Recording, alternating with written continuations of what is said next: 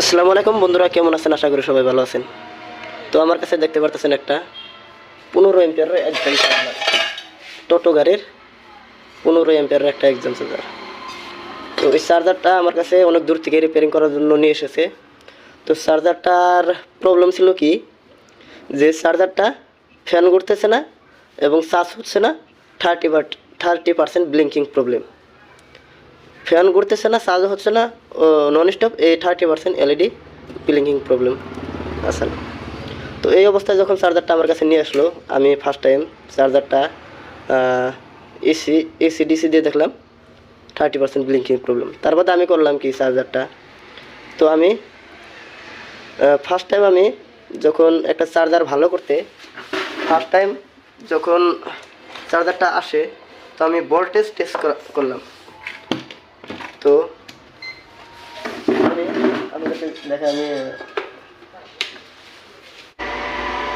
এখানে 11.82 ভোল্ট আর এখানে 9.86 ভোল্ট। তো আমার এই 9.86 ভোল্টটা মোটামুটি 10 ভোল্ট। তো মোটামুটি এটা ঠিক আসছিল, এরকমই আসলো, এটা এরকমই আছে, মোটামুটি ভোল্টেজটা ঠিক আছে। কিন্তু এখানে ভোল্টেজ ছিল 3 ভোল্ট, এখানে 3 ভোল্ট ছিল। তো যখন আমি এখানে 3 ভোল্ট পেলাম, তখন আমি বুঝে নিলাম হয়তো আমার এই দিকে কোনো জায়গায় শর্ট আছে, আর শর্ট থাকার কারণে এখানে 3 ভোল্ট দেখাচ্ছে। তো আমি তখন এই 12 ভোল্টের এই জাম্পারটা এখান থেকে আমি ডিসকানেক্ট করে দিলাম। ডিসকানেক্ট করে দেওয়ার পরে যেহেতু এখান থেকে ভোল্টেজটা আমার সামনের দিকে আসতে পারতেছে না, তখন আমি ডিসি 48 ভোল্ট এখানে দিলাম। দেওয়ার পরে যখন আমি এখানে 12 ভোল্টটা ধরলাম, তখন দেখি মোটামুটি আমার ভোল্টেজটা 11.89 ভোল্ট চলে আসছে। তো তাহলে আমি বুঝতে পারলাম কি, যদি আমার এই ডিসকানেক্ট করে দেওয়ার পরে এখানে ভোল্টেজ চলে আসে, তাহলে এই এখানে যে সময় আমি কানেক্ট করে দিই, তখন আমার ভোল্টেজটা যখন যখন আমি কানেক্ট করে দিলাম, তখন আমার এখানে ভোল্টেজটা 3 ভোল্ট চলে আসলো, আর 2.9 ভোল্ট, 3 ভোল্ট এরকম ভোল্ট দেখালো। তো আমি বুঝে নিলাম এখান থেকে যে হয়তো আমার এইদিকে এই ভোল্টেজটা আমার 3525-এর আইসির বিসিসি ভোল্ট। তো আমি তখন 3525 আইসিটা একটু আইডিয়া করে মাল্টিমিটার দিয়ে চেক করে নিলাম। আর এমনিতে আমি কনফার্ম হয়ে গেলাম যে আমার এই 3525 আইসিটা শর্ট আছে, যেহেতু এখানে ভোল্টেজটা একেবারে 2-3 ভোল্ট দেখাচ্ছে। তো আমি আর দেরি না করে সঙ্গে সঙ্গে এই 3525 আইসিটা দেখতে পারতেছেন, আমি 3525 আইসি মোটামুটি এটা আমি নতুন লাগিয়ে দিলাম। তো নতুন যখন লাগিয়ে দিলাম, তখন আমার লাগিয়ে দেওয়ার পরে যে সময় 12 ভোল্ট নতুন লাগিয়ে নিলাম। লাগিয়ে নেওয়ার পরে যখন আমি ভোল্টেজটা টেস্ট করি, তখন আমার 3525 আইসির বিসিসি 13 নম্বর পিন আর কত নাম্বার 13 নম্বর আর 15 নম্বর পিনে আমার আপনার 12 ভোল্ট চলে এলো। আপনাদেরকে আমি আবারও টেস্ট করে দেখাই। এই ভোল্টেজটা দেখতে পাচ্ছেন এখানে 11.8 ভোল্ট। তো এই ভোল্টেজটা আমার এখানে ছিল না, এখানে ছিল 3 ভোল্ট। 3 ভোল্টের জায়গায় এখন আমি 35 ভোল্ট আইসিটা চেঞ্জ করে দেওয়ার পরে এখানে আমার 11.8 ভোল্ট, মানে 12 ভোল্ট। তো 12 ভোল্টটা চলে আসছে। এখন আমার এই চার্জারটা পুরোপুরি ওকে। এখন আমার চার্জারটা ফ্যান করতেছে এবং আপনার এম্পিয়ার নিচ্ছে, সব কিছু ঠিক আছে, আমার চার্জ হচ্ছে। তো আপনাদেরকে আমি আমার কাছে 48 ভোল্ট নাই, দেখতে পাচ্ছেন। আপনাদেরকে আমি যদি দেখাই, এখানে আমার কত ভোল্ট দেখাচ্ছে,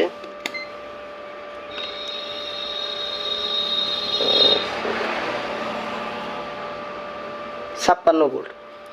তো আমি একটা চার্জার থেকে কানেকশন দিয়েছি। তো চার্জার থেকে কানেকশন দেওয়ার জন্য এখানে আমার 56 ভোল্ট দেখাচ্ছে। 56 ভোল্টে যদি আমি চার্জারটা অন করি, তাহলে আমার চার্জারটা অটোমেটিক চার্জ হবে না, যেহেতু ফুল চার্জের জন্য আমার চার্জারটা কাট হয়ে যাবে। তার বাদেও আমি আপনাদেরকে এসি প্লাগ দিয়ে আপনাদেরকে আমি দেখাচ্ছি।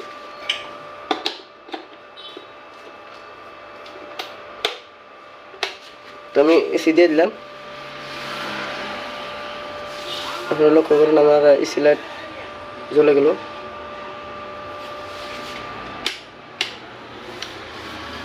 আপনারা লক্ষ্য করুন আমার রিলেটা অন হয়ে গেল। এখানে ভোল্টেজটা লক্ষ্য করবেন,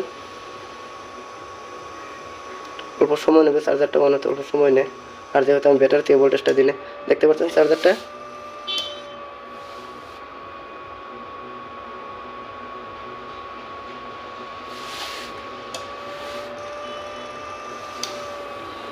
দেখতে পাচ্ছেন, ফ্যানটা কিন্তু ঘুরতেছে, ঘুরতেছে, বন্ধ হয়ে যাচ্ছে।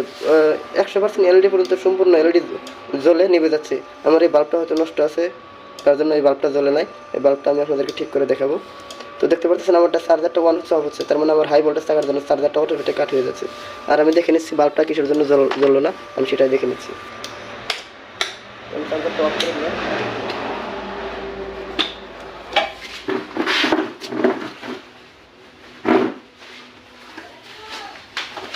অফ করে দিয়ে আমি আমার ক্যাপাসিটি ডিসচার্জ করে নেব। বাল্ব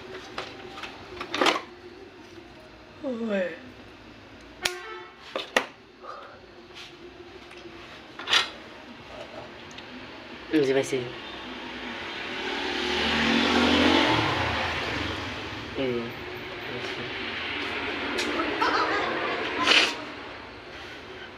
এটা না বেশি বড় লাইট গিয়ে এটা করবো না কামটা।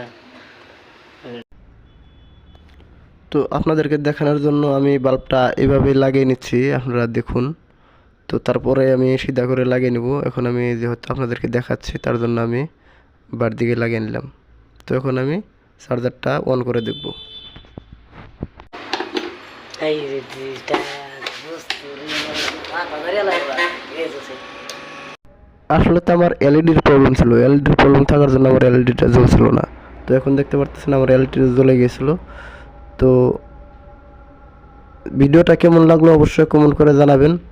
আর ভিডিওটা যদি ভালো লাগে তাহলে ভিডিওতে একটা লাইক দিবেন।